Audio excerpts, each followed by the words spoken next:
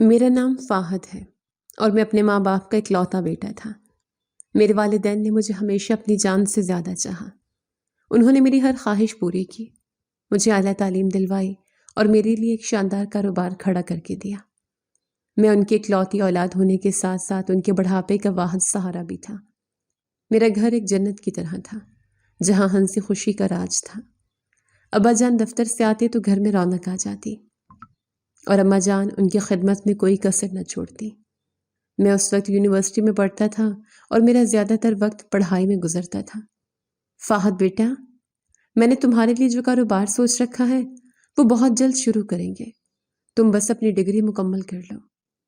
ابا جان نے ایک شام چائے کا کپ ہاتھ میں پکڑے مسکراتے ہوئے مجھ سے کہا، جی ابا جان، میں بھی یہی چاہتا ہوں کہ جلد از جلد آپ کا ہاتھ بٹاؤں تاکہ آپ کو کچھ آرام مل سکے۔ میں نے ان کے قریب بیٹھتے ہوئے عقیدت سے جواب دیا۔ اماں جان کچن سے گرما گرم پکوڑے لا کر میز پر رکھتی اور کہتی، میرا بیٹا تو ابھی سے اتنا سمجھدار ہو گیا ہے، مجھے تو لگتا ہے یہ کل ہی کی بات ہے جب یہ چھوٹا سا تھا اور انگلی پکڑ کر چلتا تھا۔ ہم تینوں ہنس پڑتے اور وہ شام ہماری زندگی کے انمول شاموں میں سے ایک بن جاتی۔ فاہد بیٹا، آج جلدی گھر آ جانا، ہم نے تمہاری پسند کا کھانا بنایا ہے اور تمہارے ابا بھی آج جلدی دفتر سے آ جائیں گے۔ اماں نے اگلے دن میرے ماتھے پر پیار کرتے ہوئے کہا جب اپنی کلاسز کے لیے تیار ہو رہا تھا، جی اماں جان، میں پوری کوشش کروں گا کہ آج جلدی آ جاؤں کیونکہ مجھے بھی آپ کے ہاتھ کے بنے ہوئے کھانوں کی بہت طلب ہو رہی ہے۔ میں نے مسکراتے ہوئے ان کے ہاتھ چومے اور گھر سے نکل گیا۔ شام کو گھر کا منظر دیدنی ہوتا تھا۔ ابا جان اپنے دن بھر کے قصے سناتے اور ہم دونوں ماں بیٹا پوری توجہ سے ان کی باتیں سنتے۔ یہ وہ دور تھا جب مجھے لگتا تھا کہ دنیا کی کوئی بھی پریشانی ہمارے اس چھوٹے سے اور پرسکون گھرانے کا رخ نہیں کر سکتی۔ مجھے کیا معلوم تھا کہ وہ دن ہماری ہنستی کھیلتی زندگی کا آخری پرسکون دن ہوگا۔ میرے ابا ابھی جوان ہی تھے اور بالکل صحت مند تھے۔ اس شام وہ اماں کے ساتھ کسی رشتہ دار کی عیادت کر کے ہسپتال سے واپس آ رہے تھے کہ راستے میں ان کی گاڑی کا ایک خوفناک ایکسیڈنٹ ہو گیا۔ مجھے جب فون پر اطلاع ملی تو میرے پیروں تلے سے زمین نکل گئی۔ میرا دل تیزی سے دھڑکنے لگا اور میں گاڑی بھگاتا ہوا ہسپتال پہنچا۔ میں بدحواسی کے عالم میں ہسپتال پہنچا تو ڈاکٹرز نے مجھے وہ خبر دی جس نے میری دنیا اجاڑ کر رکھ دی۔ میرے ابا موقع پر ہی وفات پا گئے تھے جبکہ میری اماں کے سر پر شدید چوٹیں آئی تھیں۔ ڈاکٹر صاحب، میری اماں کیسی ہیں؟ وہ ٹھیک تو ہو جائیں گی نا؟ آپ انہیں بچا لیں، میں اپنا سب کچھ لٹا دوں گا، مجھ سے میری ماں مت چھینے، میرے ابا تو مجھے چھوڑ گئے ہیں۔ میں نے روتے ہوئے ڈاکٹر کے ہاتھ پکڑ لیے اور گڑ گڑانے لگا۔ میری حالت ایک پاگل انسان جیسی ہو رہی تھی۔ فاہد صاحب، آپ کو حوصلہ رکھنا ہوگا، ہم نے ان کی جان تو بچا لی ہے لیکن حادثہ بہت شدید تھا۔ سر پر گہری چوٹ لگنے کی وجہ سے ان کی آنکھوں کے پردے کو شدید نقصان پہنچا ہے اور اب وہ ہمیشہ کے لیے اپنی بینائی کھو بیٹھی ہیں۔ ڈاکٹر نے افسردگی سے میرے کندھے پر ہاتھ رکھا اور مجھے اس اندھیرے ہسپتال کی راہداری میں اکیلا چھوڑ کر چلا گیا۔ یہ صدمہ میرے لیے دوہرا اور ناقابل برداشت تھا۔ ایک طرف باپ کا سایہ سر سے اٹھ گیا تھا جس نے مجھے انگلی پکڑ کر چلنا سکھایا تھا، اور دوسری طرف میری ماں کی دنیا ہمیشہ کے لیے تاریک ہو گئی۔ جب اماں کو ہوش آیا اور انہیں حقیقت کا علم ہوا تو وہ پھوٹ پھوٹ کر رو پڑی۔ وہ اپنے ہاتھوں سے ہوا میں کچھ ٹٹول رہی تھی۔ فاہد بیٹا، میرے تو دن ہی رات ہو گئے ہیں، تیرے ابا بھی مجھے اس حال میں چھوڑ گئے اور میری آنکھیں بھی چھن گئی، اب میں کس کے سہارے جیوں گی؟ اماں نے اپنے چہرے پر ہاتھ پھیرتے ہوئے درد بھرے لہجے میں کہا اور ان کی آنکھوں سے آنسو بہنے لگے۔ اماں آپ پریشان نہ ہوں، میں ہوں نا آپ کا بیٹا، میں آپ کی آنکھیں بنوں گا اور آپ کو کبھی کسی چیز کی کمی نہیں ہونے دوں گا۔ آپ کا یہ بیٹا آپ کا واحد اور مضبوط سہارا بنے گا۔ میں نے ان کے سر کو اپنے سینے سے لگاتے ہوئے تسلی دی اور اپنے آنسو چھپانے کی بھرپور کوشش کی۔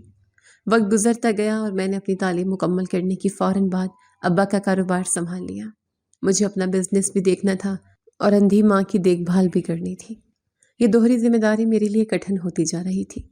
میں نے اماں کی خدمت کے لیے ایک میڈ کا انتظام کر لیا تاکہ میری غیر موجودگی میں وہ اماں کا خیال رکھ سکے، لیکن چند ہی دنوں میں مجھے احساس ہو گیا کہ پیسوں کے عوض کام کرنے والے کبھی اپنوں جیسی محبت اور توجہ نہیں دے سکتے۔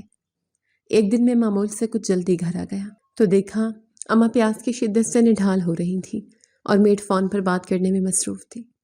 تم نے اماں کو پانی کیوں نہیں دیا اور ان کا کمرہ بھی صاف نہیں کیا؟ تم کس کام کی تنخواہ لیتی ہو؟ میں نے غصے سے میڈ کو ڈانٹتے ہوئے پوچھا تو وہ گھبرا گئے۔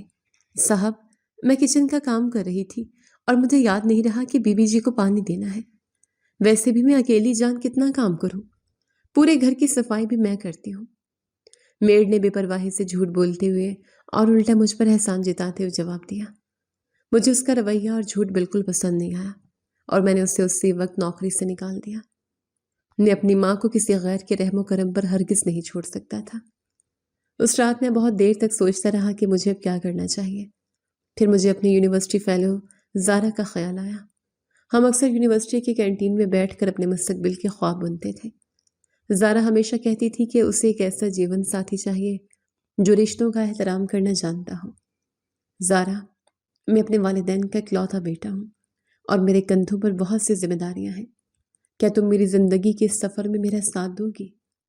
میں نے ایک دن اس سے پوچھا، فہد، مجھے تمہاری یہی بات تو سب سے زیادہ پسند ہے۔ تم ایک ذمہ دار انسان ہو اور میں ہمیشہ تمہارے شانہ بشانہ چلوں گی۔ اس نے مسکراتے ہوئے جواب دیا تھا۔ میں زارا کو بے حد پسند کرتا تھا اور وہ بھی مجھ سے محبت کرتی تھی۔ وہ ایک بہت سلجھی ہوئی، با اخلاق اور باشعور لڑکی تھی۔ میں نے فیصلہ کیا کہ اب وقت آ گیا ہے کہ میں اپنی زندگی کا یہ اہم فیصلہ کر لوں تاکہ اماں کو بھی ایک بیٹی مل سکے۔ اگلے دن میں نے اماں کے پاس بیٹھ کر ان کے ہاتھ دبائے اور ان سے بات کی۔ اماں، میں چاہتا ہوں کہ آپ شادی کر لو۔ میری ایک دوست ہے زارا، بہت اچھی اور نیک لڑکی ہے، وہ آپ کا بہت خیال رکھے گی۔ میں نے قدرے جھجکتے ہوئے اماں سے اپنے دل کی بات کہی۔ فہد بیٹا، اگر تجھے وہ پسند ہے تو مجھے کوئی اعتراض نہیں۔ مجھے تو بس اپنے گھر میں بہو چاہیے جو تیرے ساتھ ساتھ میرا بھی خیال رکھے۔ اماں نے خوشی سے میرے سر پر ہاتھ پھیرا اور مجھے دعائیں دیں۔ ہم زارا کے گھر گئے اور اس کے والدین سے رشتہ مانگا۔ انہوں نے میری خاندانی شرافت اور میرا بڑھتا ہوا کاروبار دیکھ کر خوشی خوشی ہاں کر دی۔ کچھ عرصے بعد دھوم دھام سے ہم دونوں کی شادی ہو گئی۔ زارا کے گھر آنے سے میری زندگی میں ایک نیا اور خوشگوار سکون آ گیا۔ میں اپنی بیوی سے بے انتہا محبت کرتا تھا اور اس پر بہت زیادہ اعتبار بھی کرتا تھا۔ شادی کے پہلے ہی دن میں نے زارا کے ہاتھ میں اپنا گھر اور اماں کی پوری ذمہ داری سونپ دی۔ زارا، میری اماں اب دیکھ نہیں سکتی، وہ میری جان ہے اور مجھے یقین ہے تم انہیں اپنی ماں سمجھ کر ان کا بھرپور خیال رکھو گی۔ میں نے زارا کے ہاتھ اپنے ہاتھوں میں لیتے ہوئے محبت بھرے اور سنجیدہ لہجے میں کہا، فہد، آپ بالکل بے فکر ہو جائیں، یہ میری بھی ماں ہے اور میں ان کی خدمت میں کوئی کمی نہیں آنے دوں گا۔ آپ بس اپنے کاروبار پر توجہ دیں۔ زارا نے مسکراتے ہوئے اور پورے اعتماد انداز میں مجھے یقین دہانی کروائی۔ شروع کے کئی مہینوں میں سب کچھ بہت شاندار رہا۔ زارا کا رویہ اماں کے ساتھ واقعی بہت اچھا اور محبت بھرا تھا۔ وہ ان کے کھانے پینے، کپڑوں اور وقت پر دوائیوں کا خاص خیال رکھتی۔ اماں بھی زارا کی تعریفیں کرتے نہیں تھکتی تھی۔ فہد بیٹا، زارا تو میرے لیے بہو نہیں بلکہ بیٹی ثابت ہوئی ہے۔ اس نے تو مجھے تیری کمی بھی محسوس نہیں ہونے دی۔ اماں نے ایک دن مجھے اپنے پاس بٹھا کر خوشی سے بتایا۔ یہ سن کر میرے دل کو بہت سکون ملا۔ میں گھر کے ماحول سے بالکل بے فکر ہو کر اپنا پورا دھیان کاروبار کو مزید وسعت دینے پر لگانے لگا۔ میرا کاروبار صرف ایک شہر تک محدود نہیں رہا تھا بلکہ کئی شہروں میں پھیل چکا تھا۔ مجھے اکثر کلائنٹ سے ملنے اور نئی ڈیلز فائنل کرنے کے لیے دوسرے شہروں کے طویل چکر لگانے پڑتے تھے۔ جو بزنس بڑھتا گیا، میری مصروفیات میں بھی ہوشربا اضافہ ہوتا گیا۔ میں اکثر کام کے سلسلے میں شہر سے باہر ہی رہنے لگا۔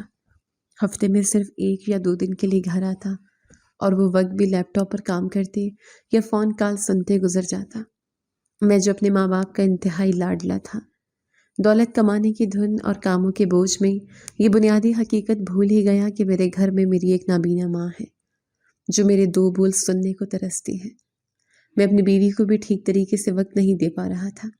فہد، آج تو اتوار ہے، آج تو لیپ ٹاپ بند کر دے اور ہمارے ساتھ بیٹھ کر تسلی سے چائے پی لیں۔ میں نے آپ کے پسندیدہ پکوڑے بنائے ہیں۔ زارا نے میرے کمرے میں چائے کے ٹرے رکھتے ہوئے دھیمی اور التجائیہ آواز میں کہا، ذرا پلیز، تم دیکھ رہی ہو میں ایک بہت اہم پروجیکٹ پر کام کر رہا ہوں اور کل مجھے ایک بہت بڑی میٹنگ کے لیے جانا ہے، مجھے بھی ڈسٹرب مت کرو۔ میں نے اسکرین سے نظریں ہٹائے بغیر کچھ روکھی پن اور بیزاری سے جواب دیا۔ زارا خاموشی سے چائے کا کپ رکھ کر کمرے سے باہر چلی گئی۔ مجھے اندازہ ہی نہیں ہوا کہ میرے اس سرد رویے نے اسے کس قدر تکلیف دی ہوگی۔ میں یہ سمجھ رہا تھا کہ میں ان کے لیے ہی تو کما رہا ہوں، انہیں ہر مادی سہولت دی ہوئی ہے، تو اور کیا چاہیے؟ لیکن میں یہ بھول گیا کہ رشتے صرف پیسوں اور آسائشوں سے نہیں چلتے، انہیں وقت، پیار اور بھرپور توجہ کی ضرورت ہوتی ہے۔ مہینے سالوں میں بدلتے گئے، میرا بزنس عروج پر پہنچ گیا اور میں شہر کا ایک کامیاب ترین بزنس مین بن گیا۔ لیکن اس کامیابی کی قسمت میرے گھر کے سکون نے جھکائے۔ گھر میں میرے قدموں کی آہٹ کم ہوتی گئی، اور جب میں گھر لوٹتا تو مجھے شدت سے محسوس ہوتا کہ زارا کا مزاج بدل رہا ہے۔ وہ پہلے جیسی ہنسمکھ اور چہکتی ہوئی زارا نہیں رہی تھی، وہ ہر وقت چڑچڑی ہوتی جا رہی تھی، اور اس کی باتوں میں ایک عجیب سی بیزاری جھلکنے لگی۔ فہد، آپ تو کل شام کو آنے والے تھے، آج صبح اچانک کیسے آ گئے؟ خیریت تو ہے؟ زارا نے مجھے دروازے پر دیکھ کر حیرانی سے پوچھا، لیکن اس کی آواز میں وہ پہلے جیسی خوشی اور گرم جوشی بالکل غائب تھی۔ ہاں، بس میٹنگ جلدی ختم ہو گئی تھی تو سوچا گھر آ جاؤں۔ اماں کیسی ہیں؟ دکھائی نہیں دے رہی، کیا وہ ابھی تک سو رہی ہیں؟ میں نے اپنا کوٹ صوفے پر پھینکتے ہوئے اور تھکاوٹ سے چور آواز میں پوچھا۔ ہوں گی اپنے کمرے میں، سو رہی ہوں گی، میں نے انہیں صبح کا ناشتہ دے دیا تھا۔ اب میں سارا دن تو ان کے سر پر کھڑی نہیں رہ سکتی نا؟ زارا نے کچھ بے دلی اور تلخی سے جواب دیا اور کچن کی طرف چلی گئی۔ مجھے اس کا جواب کچھ عجیب اور جھکا ہوا لگا، لیکن میں نے سفر کی تھکاوٹ کی وجہ سے اس بات پر زیادہ دھیان نہیں دیا اور اپنے کمرے میں چلا گیا۔ تاہم آہستہ آہستہ میں نے یہ نوٹ کرنا شروع کر دیا کہ زارا کا رویہ میری ماں کے ساتھ بھی کچھ اچھا نہیں رہا۔ جب ہم تینوں کھانے کی میز پر اکٹھے ہوتے تو زارا اکثر بس چبھتی ہوئی باتیں کرتی، جن میں ماں کے لیے واضح کڑواہٹ اور غصہ ظاہر ہوتا۔ ایک دن دوپہر کے کھانے پر ہم بیٹھے تھے کہ اماں کے کامتے ہاتھوں سے پانی کا گلاس میز پر گر گیا۔ اماں، آپ نے پھر پانی کا گلاس گرا دیا، اب مجھے پھر سے یہ ساری صفائی کرنی پڑے گی۔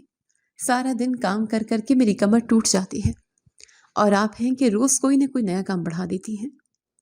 زارا نے انتہائی اونچی غصے والی آواز میں کہا، بیٹی، مجھے دکھائی نہیں دیا، اندھیرا تھا نا، اس لیے ہاتھ لگ گیا، مجھے معاف کر دو، میں آئندہ دھیان رکھوں گی۔ اماں نے شرمندگی اور دکھ بھرے لہجے میں معذرت کی اور ان کا چہرہ اتر گیا۔ میں وہیں بیٹھا کھانا کھا رہا تھا۔ مجھے زارا کی اس بدتمیزی پر سخت غصہ تو آیا، لیکن میں نے جھگڑے سے بچنے اور گھر کا ماحول خراب نہ کرنے کی خاطر خاموشی اختیار کر لی۔ میں نے جلدی سے پانی کا گلاس خود اٹھایا اور میز صاف کرنے لگا۔ رہنے دے، میں خود کر لوں گی، آپ کو یہ سب کرنے کی ضرورت نہیں ہے، بس اماں کو سمجھا دیں کہ دھیان رکھا کریں۔ زارا نے میرے ہاتھ سے کپڑا چھینتے ہوئے تپ کر کہا، زارا، وہ جان بوجھ کر تو ایسا نہیں کرتی نا، انہیں دکھائی نہیں دیتا، تم تھوڑا حوصلہ رکھا کرو۔ میں نے اسے نرمی سے سمجھانے کی کوشش کی، میرا تو سارا دن حوصلہ رکھنے میں گزر جاتا ہے، آپ کو کیا پتا میں کن کن چیزوں کو برداشت کرتی ہوں۔ اس نے منہ بناتے ہوئے جواب دیا اور کچن میں چلی گئی۔ میں کئی دن تک اس چیز پر غور کرتا رہا۔ مجھے سمجھ نہیں آ رہا تھا کہ زارا، جو شروع میں اتنی اچھی اور فرمانبردار تھی، وہ اچانک اتنی تلخ کیسے ہو گئی؟ کیا میری ماں واقعی اس کے لیے بوجھ بن گئی تھی یا کوئی اور مسئلہ تھا؟ میں راتوں کو جا کر سوچتا کہ کیا مجھ سے کوئی کوتاہی ہو رہی ہے، لیکن پھر میرا دماغ مجھے تسلی دیتا کہ میں ان دونوں کی ہر مالی ضرورت تو پوری کر رہا ہوں۔ میں نے انہیں کس چیز کی کمی نہیں ہونے دی۔ بینک میں ان کے نام پر پیسے ہیں، گھر میں ہر قسم کی سہولت موجود ہے، تو پھر یہ روز کی کھٹ پٹ کیوں ہے؟ میں یہ بھول چکا تھا کہ انسان کو جینے کے لیے صرف پیسوں کی نہیں بلکہ پیار، محبت اور عزت کی بھی ضرورت ہوتی ہے۔ یہ حقیقت دیکھ کر میں حیران تھا کہ میری وہ اتنی اچھی اخلاق والی بیوی میری ماں کے ساتھ اتنا برا سلوک کر سکتی ہے۔ زارا میری ماں کو بہت بوجھ سمجھنے لگی تھی، اور یہ بات اس کے چہرے اور لہجے سے صاف ظاہر ہوتی تھی۔ جب وہ اماں کو کھانا دینے جاتی تو اس کے قدموں کی آہٹ میں بھی ایک غصہ محسوس ہوتا تھا۔ وہ برتن زور سے میز پر رکھتی جس سے اماں اکثر چونک جاتی۔ گھر کا ماحول دن بدن سرد اور خاموش ہوتا جا رہا تھا۔ میں جب بھی گھر ہوتا مجھے ایک عجیب سا گھٹن کا احساس ہوتا۔ اماں زیادہ تک اپنے کمرے تک محدود رہتی اور زارا اپنے کاموں میں مگن رہتی۔ دونوں کے درمیان کوئی بات چیت یا انسیت دکھائی نہیں دیتی تھی۔ میری توجہ بھی اپنے کاروبار میں اس قدر الجھی ہوئی تھی کہ میں نے کبھی بیٹھ کر دونوں سے تفصیلی بات کرنے کی زحمت ہی گوارا نہیں کی۔ میں بس یہ سوچ کر خود کو تسلی دے لیتا کہ گھر میں روزمرہ کی کھٹپٹ ہوتی ہے اور یہ کوئی بڑی بات نہیں ہے، لیکن میری اس رویے اور میری آنکھیں بند کر لینے کی عادت نے مجھے ایک ایسے نہج پہ لا کھڑا کیا جہاں ایک بہت بڑا طوفان میرا انتظار کر رہا تھا۔ میں بے خبر تھا کہ میرے گھر کی چار دیواری کے اندر کیا کھیل کھیلا جا رہا ہے۔ میں صرف اتنا جانتا تھا کہ میری بیوی چڑچڑی ہو گئی ہے، لیکن اس چڑچڑے پن کے پیچھے چھپے مقاصد سے میں بالکل نا واقف تھا۔ میں اس روز لاؤنج میں بیٹھا لیپ ٹاپ پر اپنی ایک اہم ای میل کا جواب دے رہا تھا کہ ذرا تیزی سے چلتی ہوئی میرے پاس آئی۔ فہد، میں نے آپ کا سامان پیک کر دیا ہے، کل صبح آپ کو لاہور کے لیے نکلنا ہے۔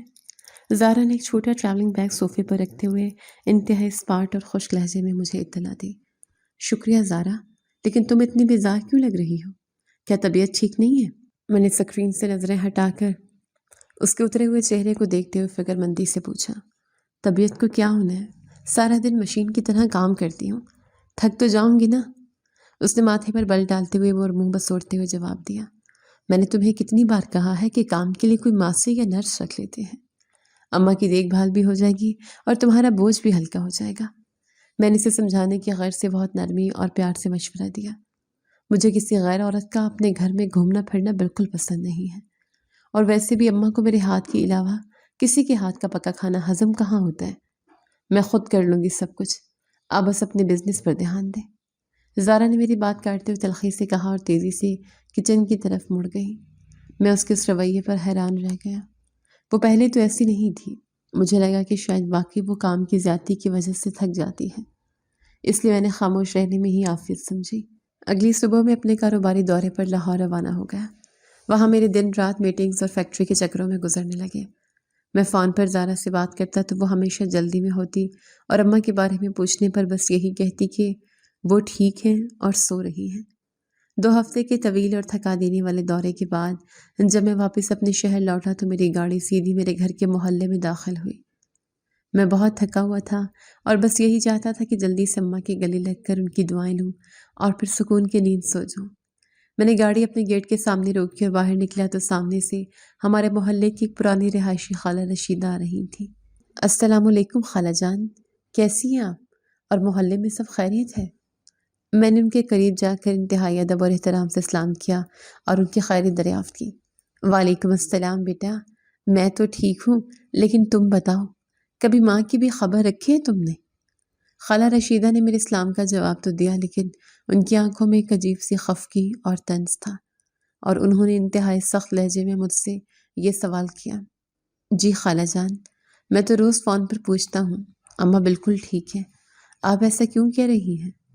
میں ان کے اس اچانک اور تلخ سوال پر گڑبڑا گیا اور پریشانی سے ان کی طرف دیکھنے لگا۔ بیوی کے سہارے چھوڑ کر خود اپنے کاروبار میں پھرتے رہتے ہو، دن رات دولت کمانے کی دھن سوار ہے تم پر۔ خالہ رشیدہ نے ہاتھ کے اشارے سے میری بات کو رد کرتے ہوئے انتہائی غصے اور افسوس سے سر ہلاتے ہوئے کہا، خالہ جان، آپ کی بات میری سمجھ میں نہیں آ رہی۔ زارا تو اماں کا بہت خیال رکھتی ہے، وہ تو انہیں اپنی ماں کہتی ہے۔ میں نے اپنی بیوی کا دفاع کرنے کی کوشش کی، لیکن میرے دل میں ایک انجانا سا خوف سر اٹھانے لگا تھا۔ اندھی ہے بیچاری، اللہ کسی کو کسی کا محتاج نہ کرے۔ تم خود جا کر اپنی ماں کی حالت دیکھو تو تمہیں اندازہ ہو کہ وہ کس حال میں ہے۔ خالہ رشیدہ نے ایک لمبی آہ بھرتے ہوئے انتہائی دکھ بھرے لہجے میں کہا اور میرے کندھے پر ہاتھ رکھ کر آگے بڑھ گئی۔ ان ہمسائے کی یہ بات سن کر میرے قدموں تلے سے زمین کھسک گئی۔ مجھے زارا پر بھی شک ہونے لگا تھا اور اپنے آپ پر شدید غصہ آ رہا تھا۔ کیا واقعی میرے گھر میں میری غیر موجودگی میں کچھ ایسا ہو رہا تھا جس سے میں بالکل بے خبر تھا؟ میں نے جلدی سے گیٹ کھولا اور تیز قدموں سے چلتا ہوا گھر کے اندر داخل ہو گیا۔ گھر میں ایک عجیب سی خاموشی اور ویرانی کا احساس تھا۔ اماں، کدھر ہیں زارا؟ تم کہاں ہو؟ میں نے لاؤنج میں داخل ہوتے ہی قدرے اونچی اور گھبرائی ہوئی آواز سے پکارا۔ میری نظریں پورے گھر میں اماں کو تلاش کر رہی تھیں۔ ہوں گی اپنے کمرے میں، اور کہاں ہوں گی؟ آپ اتنی زور سے کیوں چلا رہے ہیں؟ زارا کچن سے ہاتھ رگڑتی ہوئی باہر آئی اور اس نے انتہائی سخت اور بیزار لہجے میں مجھے جواب دیا۔ وہ اپنے کمرے میں اکیلی کیا کر رہی ہیں؟ اور تم نے انہیں میرے آنے کا بتایا نہیں تھا؟ میں نے اپنے غصے کو قابو کرنے کی کوشش کرتے ہوئے اس کی آنکھوں میں آنکھیں ڈال کر پوچھا۔ سارا دن ان کے کام کرتی ہوں اور اوپر سے سامنے بھی ہوتی ہوں، تو ایسی آوازیں دے دے کر میرے کان پھاڑتی ہیں جیسے میں کوئی میلوں دور بیٹھی ہوں، میں کوئی ان کی غلام تھوڑی ہوں۔ زارا نے اپنے ماتھے پر تیولی چڑھاتے ہوئے اور انتہائی اونچی آواز میں چیختے ہوئے مجھے جواب دیا، میری ماں کے بارے میں یہ کیسی باتیں کر رہی ہو تم زارا؟ ہوش میں تو ہو تم؟ مجھے زارا کی اس بدتمیزی اور ماں کے لیے اس قدر گھٹیا الفاظ سن کر شدید غصہ آیا، اور میں نے اس کی طرف ایک قدم بڑھاتے ہوئے دھاڑ کر کہا، کیسے بات کر رہی ہوں؟ دن رات تو خدمت کرتی ہوں تمہاری ماں کی، اور کیا کروں، میں بھی انسان ہوں، تھک جاتی ہوں۔ تم تو جا کر ہوٹلوں میں مزے کرتے ہو، سارا عذاب میرے سر پر ڈال دیا ہے۔ اس نے بھی میری آنکھوں میں تکتے ہوئے انتہائی دیدہ دلیری اور ہٹ دھرمی سے پلٹ کر جواب دیا، اور پیر پٹکتے ہوئے اپنے کمرے کی طرف چلی گئی۔ میں وہیں بت بنا کھڑا رہ گیا۔ یہ وہ زارا نہیں تھی جس سے میں نے محبت کی تھی، اور جس نے شادی کے پہلے دن میری ماں کو اپنی ماں تسلیم کیا تھا۔ خالہ رشیدہ کی باتیں میرے کانوں میں گونجنے لگیں۔ میں نے اپنا بریف کیس وہیں صوفے پر پھینکا اور سیدھا اماں کے کمرے کی طرف چل دیا۔ اماں کے کمرے کا دروازہ ادھ کھلا تھا، اندر گھپ اندھیرا تھا اور کھڑکیوں کے پردے گرے ہوئے تھے۔ کمرے میں ایک عجیب سی سیلن اور دوائیوں کی بو پھیلی ہوئی تھی۔ میں نے دھڑکتے دل کے ساتھ کمرے کی بتی جلائی۔ سامنے بیڈ پر میری ماں ایک کونے میں سمٹی ہوئی بیٹھی تھی۔ ان کے بال بکھرے ہوئے تھے اور کپڑوں پر چائے کے داغ نمایاں تھے۔ ان کا چہرہ اترا ہوا تھا اور زرد پڑ چکا تھا۔ اماں جان، یہ آپ کس حال میں بیٹھی ہیں؟ اور کمرے میں اتنا اندھیرا کیوں کر رکھا ہے؟ میں بھاگ کر ان کے قریب گیا اور ان کے کمزور اور کامتے ہوئے ہاتھوں کو اپنے ہاتھوں میں لیتے ہوئے رندھی ہوئی آواز میں پوچھا، فاہد میرا بچہ، تو آ گیا؟ کیسا ہے تو؟ اور تیرا سفر کیسا رہا؟ اماں نے میری آواز سن کر فوراً اپنے ہاتھ میرے چہرے پر پھیرے اور ان کی بے نور آنکھوں سے آنسوں کی جھڑی لگ گئی۔ انہوں نے میرے سوال کا کوئی جواب نہیں دیا، بلکہ الٹا میری خیریت پوچھنے لگی۔ میں ٹھیک ہوں اماں، لیکن آپ بتائیں، آپ نے کھانا کھایا ہے؟ اور یہ آپ کے کپڑے اتنے گندے کیوں ہو رہے ہیں؟ زارا نے آپ کو صاف کپڑے کیوں نہیں پہنائے؟ میں نے ان کے آنسو صاف کرتے ہوئے انتہائی تکلیف اور غصے کی ملی جلی کیفیت میں ان سے سوالات کیے۔ بیٹا، زارا تو سارا دن کاموں میں لگی رہتی ہے بیچاری، اکیلی جان ہے، وہ بھی کیا کیا کام کرے۔ میں نے اسے روکا تھا کہ مجھے ابھی بھوک نہیں ہے، اور کپڑے تو بس ابھی تھوڑی دیر پہلے ہی چائے گرنے سے خراب ہوئے ہیں، تو اس پر غصہ مت کرنا، وہ بہت اچھی بچی ہے۔ اماں نے جلدی سے زارا کی صفائی پیش کرتے ہوئے اپنے آنسو پونچھے اور گھبراہٹ بھرے لہجے میں مجھے تسلی دینے کی کوشش کی۔ لیکن اماں، آپ کا چہرہ بتا رہا ہے کہ آپ نے کئی دن سے ٹھیک سے کھانا نہیں کھایا۔ آپ مجھ سے کچھ چھپا رہی ہیں کیا؟ وہ آپ کو تنگ کرتی ہے۔ میں نے ان کی ٹھوڑی کو نرمی سے اوپر اٹھاتے ہوئے انتہائی شکی اور دکھی لہجے میں ان سے حقیقت جاننے کی کوشش کی۔ نہیں میرے بچے، وہ بھلا مجھے کیوں تنگ کرے گی؟ وہ تو میری بیٹیوں جیسی ہے۔ تو بس اپنے کام پر توجہ دے، میری فکر نہ کر۔ اماں نے ایک بار پھر بات کو ٹالنے کی کوشش کی، لیکن ان کی کانپتی ہوئی آواز اور ان کے چہرے کی اداسی سب کچھ بیان کر رہی تھی۔ میں وہاں سے اٹھ کر اپنے کمرے میں آ گیا۔ میرا دماغ شل ہو رہا تھا۔ ایک طرف میری بیوی کا وہ تلخ اور زہریلا روپ تھا جو میں نے آج اپنی آنکھوں سے دیکھا تھا اور اپنے کانوں سے سنا تھا۔ دوسری طرف میری اندھی اور بے بس ماں کی وہ حالت تھی جو چیخ چیخ کر بتا رہی تھی کہ ان کے ساتھ زیادتی ہو رہی ہے۔ اور تیسری طرف محلے والوں کی وہ چہمگوئیاں تھیں جو میرے خاندان کی عزت کو خاک میں ملا رہی تھیں۔ پتہ نہیں کیوں اب مجھے بھی بیوی کی حرکتوں پر شدید شک ہونے لگا تھا۔ اگلے چند دن گھر میں ایک عجیب سی کھنچاؤ والی کیفیت رہی۔ زارا مجھ سے سیدھے منہ بات نہیں کر رہی تھی اور میں بھی اس سے دور دور رہنے لگا تھا۔ میں نے جان بوجھ کر اپنی مصروفیات کم کر دی اور زیادہ وقت گھر پر گزارنے کی کوشش کرنے لگا، لیکن میری موجودگی میں زارا کا اماں کے ساتھ رویہ بالکل نارمل ہوتا تھا۔ وہ ان کے وقت پر کھانے اور دوائیوں کا خیال رکھتی، لیکن اس کے چہرے پر ایک مصنوعی پن نمایاں ہوتا تھا۔ میں جانتا تھا کہ یہ صرف میری آنکھوں میں دھول جھونکنے کے لیے ہے۔ مجھے اپنے دل کا شک دور کرنے کا ایک ہی راستہ نظر آ رہا تھا۔ مجھے گھر میں کچھ ایسا انتظام کرنا تھا کہ میں اپنی غیر موجودگی میں بھی دیکھ سکوں کہ میری ماں کے ساتھ کیسا سلوک ہو رہا ہے۔ اسی دوران ایک ایسا موقع آ گیا جس کی مجھے تلاش تھی۔ فہد، میری امی کی طبیعت کچھ خراب ہے، مجھے 2 دن کے لیے اپنے مائکے جانا پڑے گا۔ آپ اماں کا خیال رکھ لیجیے گا۔ میں نے ان کا کھانا بنا کر فریج میں رکھ دیا ہے۔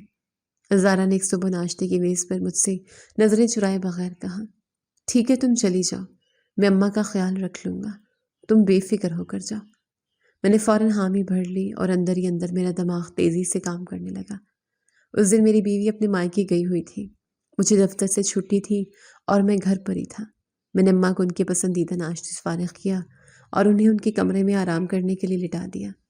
اب میرے پاس پورا گھر خالی تھا اور زارا بھی 2 دن کے لیے یہاں نہیں تھی۔ میں نے ایک لمحے کے لیے بھی جا کر نہ دیکھا کہ اماں کس حال میں ہے، بلکہ میں سیدھا اپنے ایک جاننے والے کے سیکورٹی کیمرے والے کو فون کرنے لگا۔ ہیلو طارق، مجھے تمہاری مدد کی ضرورت ہے۔ میرے گھر میں کچھ خفیہ کیمرے لگانے ہیں اور یہ کام آج ہی ہونا چاہیے۔ میں نے فون پر اپنے دوست کو انتہائی سنجیدہ اور رازدارانہ لہجے میں تاکید کی۔ کیا ہوا فہد؟ سب خیریت تو ہے؟ اچانک خفیہ کیمرے کیوں؟ طارق نے حیرانی سے مجھ سے پوچھا۔ بس کچھ ذاتی وجوہات ہیں، تم بس جلدی سے اپنا سامان لے کر میرے گھر پہنچو اور دھیان رہے کہ یہ کیمرے بالکل نظر نہیں آنے چاہیے۔ میں نے اسے بات مختصر کرتے ہوئے اور فوری طور پر بلاتے ہوئے کہا۔ کچھ ہی دیر میں طارق اپنے کاریگر کے ساتھ میرے گھر پہنچ گیا۔ میں نے اسے پوری صورتحال بتائے بغیر صرف اتنا کہا کہ مجھے ڈرائنگ روم، کچن اور خاص طور پر اماں کے کمرے میں کیمرے چاہیے۔ یار فہد، اماں کے کمرے میں کیمرے لگانے کی کیا ضرورت ہے؟ طارق نے کیمرے نکالتے ہوئے کچھ ہچکچاہٹ سے پوچھا۔ مجھے اپنے کام کے دوران ان کی فکر لگی رہتی ہے۔ وہ اکیلی ہوتی ہیں اور انہیں دکھائی بھی نہیں دیتا۔ میں بس انہیں اپنی نظروں کے سامنے رکھنا چاہتا ہوں تاکہ مطمئن رہ سکوں۔ میں نے اسے ایک جھوٹا لیکن معقول جواز پیش کیا تاکہ وہ مزید سوالات نہ کرے۔ ہم دونوں نے مل کر بہت احتیاط کے ساتھ کیمرے نصب کیے۔ اماں کے کمرے میں ہم نے کیمرہ دیوار پر لگی ایک بڑی پینٹنگ کی فریم کے اندر اس مہارت سے لگایا کہ کسی کو اس کا ذرا سا بھی شک نہیں ہو سکتا تھا۔ کچن میں وینٹیلیٹر کے پاس اور لاؤنج میں ٹی وی ٹرالی کے خفیہ کونے میں کیمرے لگائے گئے۔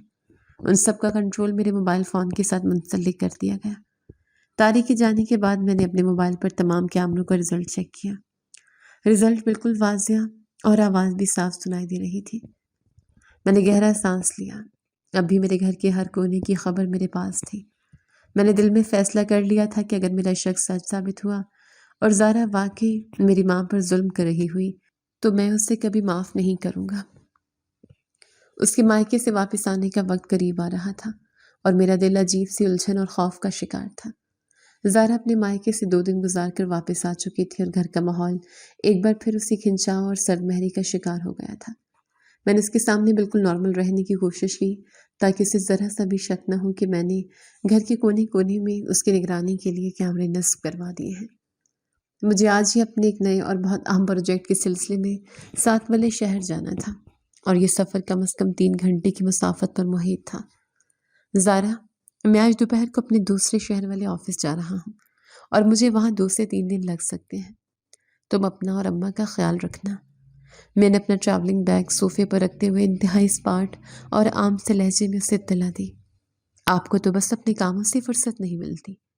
چلے جائیں، میں خود ہی سنبھال لوں گی سب، جیسے ہمیشہ سنبھالتی آئی ہوں۔ میری تو کوئی زندگی ہے ہی نہیں۔ زارا نے حسب معمول بیزاری سے منہ بناتے ہوئے اور تلخ لہجے میں جواب دیا اور کچن کی طرف چلی گئی۔ میں نے اماں کے کمرے میں جا کر ان کے ماتھے پر بوسہ دیا اور ان سے دعائیں لے کر گھر سے نکل آیا۔ گاڑی چلاتے ہوئے میرے ذہن میں عجیب سی کشمکش چل رہی تھی۔ ایک طرف مجھے اپنی بیوی کی جاسوسی کرنے پر خود پر شرمندگی محسوس ہو رہی تھی تو دوسری طرف خالہ رشیدہ کی باتیں اور اماں کا اترا ہوا چہرہ مجھے یہ قدم اٹھانے پر مجبور کر رہا تھا۔ 3 گھنٹے کا طویل سفر طے کرنے کے بعد میں اپنے دوسرے شہر والے دفتر پہنچ گیا۔ فہد صاحب، آپ کا سفر کیسا رہا؟ ہم سب آپ کا ہی انتظار کر رہے تھے۔ میٹنگ کا وقت ختم ہو چکا ہے۔ میرے مینیجر نے مجھے دفتر میں داخل ہوتے ہی انتہائی خوش اخلاقی اور مسکراہٹ کے ساتھ خوش آمدید کہا۔ سفر ٹھیک تھا، بس تم مجھے آدھے گھنٹے کا وقت دو، میں ذرا فریش ہو کر ضروری کام نپٹا لوں، پھر ہم میٹنگ شروع کرتے ہیں۔ میں نے اسے ہاتھ کے اشارے سے روکتے ہوئے انتہائی سنجیدہ اور تھکے ہوئے لہجے میں ہدایت کی اور سیدھا اپنے کیبن میں چلا گیا۔ میں نے اپنے کیبن کا دروازہ اندر سے لاک کیا اور کرسی پر بیٹھ کر جلدی سے اپنے موبائل کی اسکرین آن کر لی۔ میرا دل زور زور سے دھڑک رہا تھا کہ نہ جانے آج مجھے اپنی غیر موجودگی میں کیا کچھ دیکھنے کو ملے گا۔ میں نے سب سے پہلے لاؤنج کا کیمرہ چیک کیا تو وہاں کوئی نہیں تھا۔ پھر میں نے کچن کا کیمرہ آن کیا تو دیکھا کہ زارا وہاں موجود تھی۔ وہ بہت خوشگوار موڈ میں گنگنا رہی تھی اور چولہے پر کوئی شاندار کھانا تیار کر رہی تھی۔ شکر ہے کہ اس کا موڈ ٹھیک ہے اور وہ اماں کے لیے اچھا کھانا بنا رہی ہے۔ شاید میرا شک ہی غلط تھا۔ میں نے خود کلامی کرتے ہوئے سکون کا سانس لیا اور میرے چہرے پر ایک عارضی سی مسکراہٹ ابھر آئی۔ میں نے مطمئن ہو کر موبائل سائڈ پر رکھا اور اپنی میٹنگ میں چلا گیا۔ میٹنگ تقریباً 2 گھنٹے تک چلتی رہی، لیکن میرا دھیان بار بار اپنے موبائل کی طرف جا رہا تھا۔ میں جیسے ہی میٹنگ سے فارغ ہو کر واپس اپنے کیبن میں آیا تو میں نے فوراً دوبارہ کیمروں کی ایپ آن کر لی۔ دوپہر کے کھانے کا وقت ہو چکا تھا اور میں دیکھنا چاہتا تھا کہ اماں کیا کھا رہی ہیں۔ میں نے سیدھا اماں کے کمرے والا کیمرہ آن کیا۔ اماں یہ لیں اپنا کھانا اور جلدی سے کھا لیں، مجھے اور بھی بہت کام کرنے ہیں، سارا دن آپ کی چوکیداری نہیں کر سکتی۔ زارا نے پرانی سی اسٹیل کی پلیٹ اماں کے بستر پر زور سے پٹکتے ہوئے انتہائی کرخت اور غصے بھری آواز میں کہا، بیٹی یہ روٹی تو بہت سخت ہے، مجھ سے چبائی نہیں جا رہی، کیا سالن نہیں بنایا تم نے؟ اور یہ کس چیز کی روٹی ہے؟ اماں نے اپنے کامتے ہاتھوں سے سوکھی روٹی کو ٹٹولتے ہوئے انتہائی بے بسی اور دکھ بھرے لہجے میں پوچھا۔ یہ کل رات کی بچی ہوئی روٹی ہے، اسے پانی میں ڈبو کر کھا لیں، روز روز میں آپ کے لیے نتنے پکوان نہیں بنا سکتی، میرا اپنا بھی جینے کا حق ہے، میں کوئی آپ کی نوکرانی نہیں ہوں۔ زارا نے انتہائی بے دردی اور صفاقی سے جواب دیا اور ماتھے پر بل ڈالے پاؤں پٹکتی ہوئی کمرے سے باہر نکل گئی۔ میں دفتر کی کرسی پر بیٹھا یہ سب دیکھ اور سن رہا تھا اور میرا خون بری طرح کھول رہا تھا۔ میں نے فوراً کچن والا کیمرہ آن کیا تو جو منظر میں نے دیکھا اس نے میرے ہوش اڑا دیے۔ زارا ڈائننگ ٹیبل پر بیٹھی ہوئی تھی اور اس کے سامنے تازہ بنی ہوئی چکن کڑھائی اور گرما گرم نان رکھے ہوئے تھے۔ وہ انتہائی مزے سے وہ مرغن غذائیں کھا رہی تھی اور ساتھ ساتھ موبائل پر کوئی ڈرامہ دیکھ رہی تھی۔ میں نے غصے سے اپنے ہاتھ کی مٹھی اتنی زور سے بھینچی کہ میری انگلیاں سفید پڑ گئیں۔ میں نے کیمرہ دوبارہ اماں کے کمرے کی طرف کیا تو میری آنکھوں سے آنسو چھلک پڑے۔ میری اندھی اور بوڑھی ماں اپنے کامتے ہاتھوں سے اس باسی اور سخت روٹی کے ٹکڑے توڑ کر انہیں پانی کے گلاس میں ڈبو رہی تھی تاکہ وہ نرم ہو جائیں اور وہ انہیں نگل سکیں۔ اے یا اللہ، یہ کیسا ظلم ہے میری ماں کے ساتھ، اور وہ بھی میرے ہی گھر میں۔ میں نے اپنے بالوں کو مٹھیوں میں جکڑتے ہوئے انتہائی تکلیف اور اذیت میں کراہتے ہوئے کہا، میں اتنا کماتا تھا، میرے پاس دولت کی کوئی کمی نہیں تھی، میری ماں نے میرے لیے اپنی ساری زندگی کی خوشیاں قربان کر دی تھیں۔ یہ سارا کاروبار جو آج کھڑا ہے یہ میرے باپ کی دن رات کی محنت کا نتیجہ تھا، جس میں میری ماں نے ان کا قدم قدم پر ساتھ دیا تھا، اور آج میری وہی ماں میرے ہی پیسوں سے خریدے گئے گھر میں ایک باسی روٹی کو ترس رہی تھی۔ یہ حقیقت میرے لیے کسی تیز دھار خنجر کی طرح تھی جو میرے دل کے آر پار ہو رہی تھی۔ فہد صاحب، آپ کے دوپہر کے کھانے کا انتظام کر دیا ہے، کیا میں کھانا اندر لے آؤں؟ میرے اسسٹنٹ نے دروازے پر ہلکی سی دستک دیتے ہوئے انتہائی مؤدبانہ انداز میں پوچھا۔ مجھے بھوک نہیں ہے، تم سب کھا لو اور مجھے بھی کوئی تنگ نہ کرے، میں کچھ ضروری کام کر رہا ہوں۔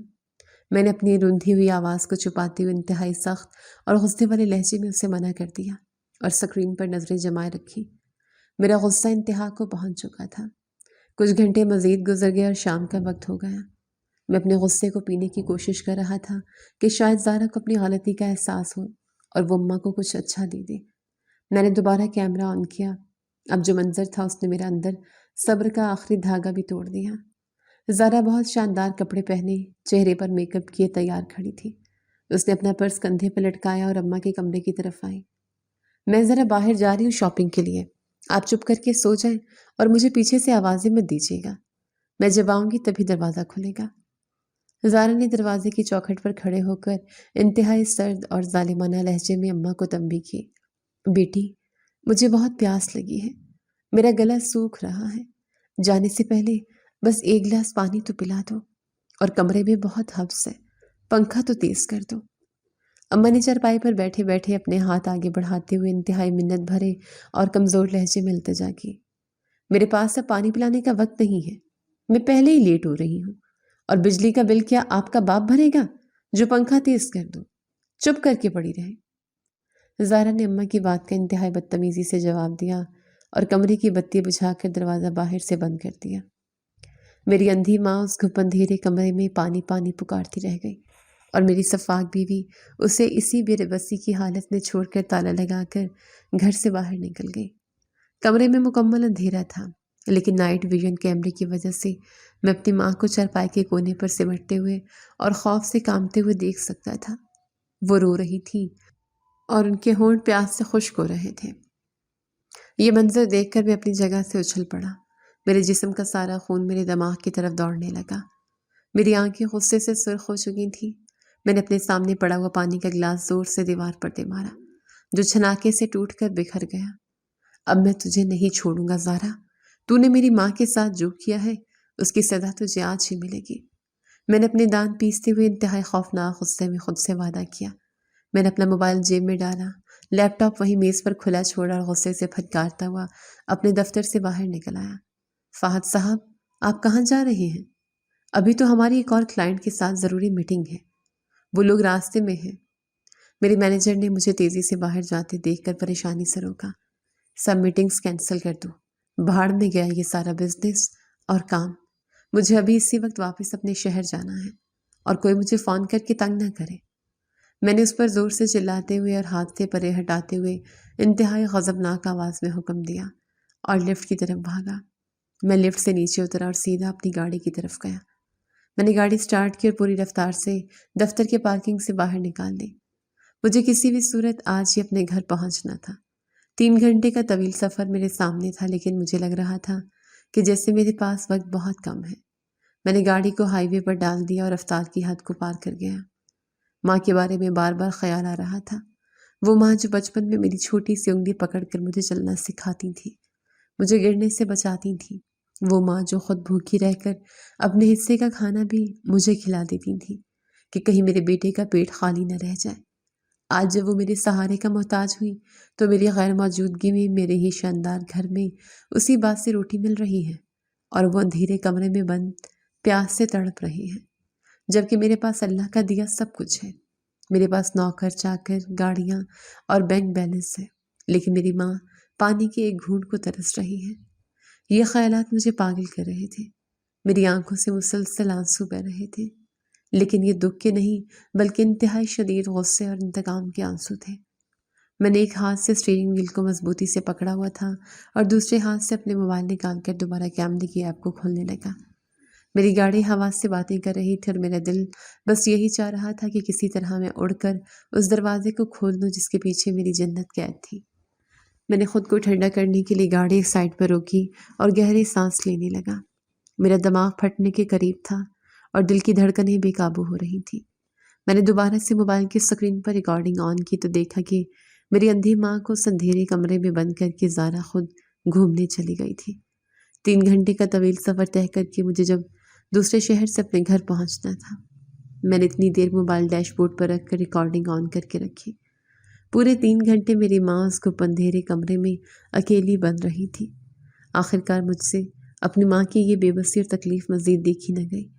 میں نے موبائل کا بٹن دبا کر اسکرین بند کی اور پوری طاقت سے ایکسلریٹر پر پاؤں رکھ کر گھر کے راستے کی طرف چل دیا۔ اب گھر آنے میں صرف 15 منٹ کا سفر رہ گیا تھا، لیکن میرا غصہ اپنے عروج پر تھا۔ میں غصے اور انتقام کی آگ میں مکمل پاگل ہو چکی تھی۔ آج تو جو بھی ہو جائے، میں اس ظالم عورت کو اپنے گھر میں ایک پل بھی نہیں رہنے دوں گا۔ جاتے ہی کھڑے کھڑے اپنی بیوی کو طلاق دے دوں گا۔ میں نے اسٹیئرنگ وہیل پر زور سے مکہ مارتے ہوئے انتہائی نفرت اور غضبناک لہجے میں خود سے حتمی فیصلہ کیا۔ میں جیسے ہی دبے پاؤں اس گھر کے اندر آیا تاکہ ابھی کے ابھی اسے طلاق دے کر اپنی زندگی سے فارغ کروں، مگر لاؤنج میں قدم رکھتے ہی سامنے کا منظر دیکھ کر میں تو حیران ہی رہ گیا۔ میرے پیروں تلے سے زمین کھسک گئی اور میری آنکھیں پھٹی کی پھٹی رہ گئی۔ اماں کے کمرے کا دروازہ پورا کھلا تھا اور اندر روشنی پھیلی ہوئی تھی۔ میری بیوی اور میری ماں دونوں ایک ساتھ چرپائی پر بیٹھی کھلکھلا کر ہنس رہی تھی۔ میری بیوی نہایت پیار سے میری ماں کو اپنے ہاتھوں سے مرغن غذائیں کھلا رہی تھی اور اماں کے چہرے پر ایک دلی سکون اور خوشی آیا تھی۔ زارا بیٹی، کیا میرے ایسے بھوکا پیاسا رہنے اور کیمرے کے سامنے اداکاری کرنے سے فہد واقعی ٹھیک ہو جائے گا اور میری طرف دھیان دے گا؟ اماں نے زارا کے ہاتھ سے نوالا کھاتے ہوئے انتہائی معصومیت اور امید بھرے لہجے میں پوچھا۔ کیسے نہیں ہوگا اماں جان، آپ اس کی ماں ہیں اور اس کا فرض بنتا ہے آپ کا حال چال پوچھنا اور آپ کی خدمت کرنا۔ وہ اپنا فرض مکمل طور پر بھول چکا تھا۔ زارا نے مسکراتے ہوئے اماں کے منہ کو ٹیشو سے صاف کیا اور انتہائی یقین بھرے لہجے میں جواب دیا۔ آپ دیکھنا، جیسے وہ یہ سب کچھ اپنے موبائل کے کیمرے میں دیکھیں گے تو سب کام چھوڑ کر بھاگتے ہوئے آپ کے پاس آئیں گے، کیونکہ ان سے یہ بالکل برداشت نہیں ہوگا کہ میں آپ کے ساتھ ایسا ظالمانہ سلوک کروں۔ زارا نے پانی کا گلاس اماں کے لبوں سے لگاتے ہوئے بہت فخر اور مان سے اپنی بات مکمل کی۔ تیری بات تو سچی ہے بیٹی، مگر مجھے ڈر لگ رہا ہے کہیں وہ سچ مچ غصے میں آ کر تم پر اپنا سارا غصہ نہ اتارے اور تمہیں طلاق جیسی کوئی دھمکی نہ دے دے۔ میری ماں ایک دم کھلکھلا کر ہنسنے لگی اور پھر ہلکی سی فکر مندی کے ساتھ زارا کا ہاتھ پکڑ کر بولی، وہ مجھ پر غصہ کریں گے تو کرنے دیں، مجھے کوئی پرواہ نہیں، لیکن اس بہانے وہ آپ کے تو قریب آئیں گے نا، اور مجھے بس یہی چاہیے۔ زارا نے اماں کے کاندھے پر سرکتے انتہائی محبت اور قربانی کے جذبے سے سرشار ہو کر جواب دیا، میں تو بس یہی چاہتی ہوں ماں جی کہ آپ خوش رہیں۔ آپ نابینا ہیں لیکن اپنے بیٹے کو ہر وقت اپنے پاس محسوس کر کے آپ کے دل کو کتنا سکون محسوس ہوگا نا، میں آپ کی یہ خوشی دیکھنا چاہتی ہوں۔ زارا نے میری ماں کی پیشانی چوم کر اسے مضبوطی سے گلے لگا لیا اور اس کی آنکھوں میں سچی محبت چمک رہی تھی۔ دروازے پر کھڑا میں یہ سب سن کر مکمل ہکا بکا رہ گیا۔ میرے ہاتھ سے گاڑی کی چابیاں چھوٹ کر زمین پر گر گئی۔ میری بیوی صرف اور صرف مجھے میری ماں کے قریب کرنے کے لیے یہ سب بھیانک ناٹک کر رہی تھی، کیونکہ میں دولت کمانے اور اپنے کام میں اتنا بزی ہو چکا تھا کہ اپنی سگی ماں کا حال پوچھنا بھی بھول چکا تھا۔ وہ اس قدر نیک اور عظیم عورت تھی کہ میری ماں کو اپنی سگی ماں سے بھی بڑھ کر عزت اور محبت دیتی تھی، لیکن میں کتنا احمق تھا کہ میں نے اس کے روکھے پن پر شک کیا اور اسے شک کی بنا پر گھر میں خفیہ کیمرے لگوائے۔ لیکن قدرت کا کھیل دیکھیں، شاید وہ کیمرے مجھے ہی راہ راست پر لانے اور میری اندھی آنکھیں کھولنے کے لیے لگوائے گئے تھے۔ چابیوں کے گرنے کی آواز سن کر زارا اور اماں دونوں چونک گئی۔ میں بوجھل قدموں کے ساتھ چلتا ہوا کمرے کے اندر داخل ہوا۔ مجھے اپنا آپ ایک مجرم لگ رہا تھا۔ میں سیدھا جا کر اپنی ماں کے قدموں میں گر گیا۔ ماں مجھے معاف کر دے، میں بہت برا بیٹا ہوں۔ میں نے آپ کو دولت کی ہوس میں بالکل فراموش کر دیا تھا۔ میں آپ کا گناہ گار ہوں۔ میں آنکھوں میں آنسو لیے ہوئے ماں کے پاس بیٹھا اور ان کی ٹانگوں سے لپٹ کر انتہائی ندامت اور شرمندگی سے روتے ہوئے بولا، ارے میرا بچہ، تو آ گیا۔ میں نے تجھے کہا تھا نا زارا، میرا فاہد مجھے کبھی تنہا نہیں چھوڑے گا۔ تو رو مت بیٹا، تو میری جان ہے۔ اماں نے اپنے دونوں ہاتھ میرے سر پر رکھے اور میرا ماتھا چومتے ہوئے انتہائی پیار اور شفقت سے مجھے دلاسا دیا۔ میں نے ماں کے ہاتھ چومے اور پھر زارا کی طرف مڑ گیا۔ وہ بھی مجھے روتا دیکھ کر اب دیدہ ہو چکی تھی۔ زارا، مجھے تم سے بھی ہاتھ جوڑ کر معافی مانگنی ہے۔ میں نے تم پر بہت گھٹیا شک کیا اور تمہیں ایک بری عورت سمجھا۔ میں کتنا اندھا ہو چکا تھا۔